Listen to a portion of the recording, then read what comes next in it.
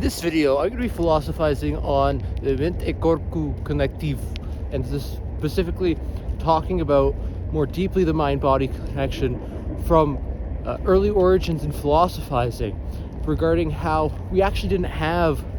a philosophy of psychology. We really started off with a philosophy of mind-body, but a philosophy of psychology certainly implicit within mind-body philosophizing, and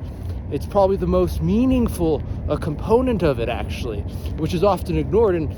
often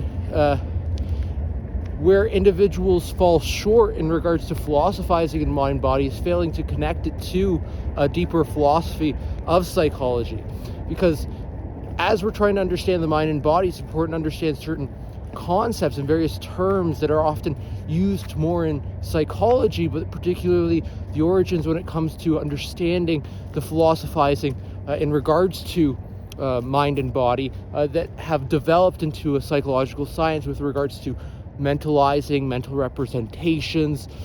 representational processes that are being modeled within our minds and bodies, not just the mind, but making sure that we're connecting the mind to the body and actually bodily processes that are forming these reciprocal relations, something that I've philosophized in regards to, and which pertains to these properties that are bound to what's highly meaningful in regards to what's highly meaningfully similar between two component parts and processes that we can connect and philosophize on, but also study in regards to those two properties. So when we're thinking about, say, the properties of a tire, we might connect that to having a circular apparatus similar to a ball or a sphere, so that when it makes contact to a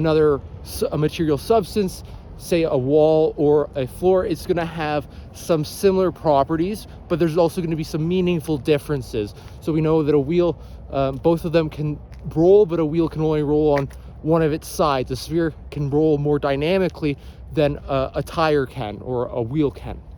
And these are reciprocal relations that we can form and can develop concordance rates from through understanding different accordances that we can philosophize on, but we can't actually really do anything to establish any sort of meaningful connection until we can dig deeper into those concordance rates.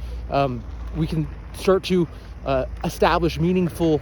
thoughts and thinking and philosophizing from the accordances, but we can't quite develop those highly accurate inferences unless we've been able to discern the concordance rate between those properties and see how meaningfully similar they actually are, rather than they are perceived to be. And this allows us to tap into what's actually factually true and valid, rather than what's perceived to be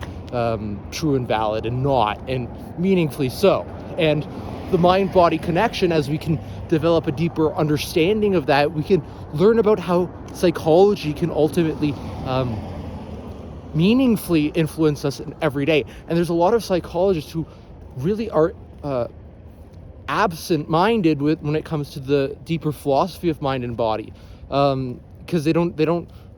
connect how psychology is meaningful in nearly every aspect of psychology is meaningful to their everyday life, and how that can improve physical and psychological health and well-being. Not just physical health and psychological health, but physical health and psychological well-being,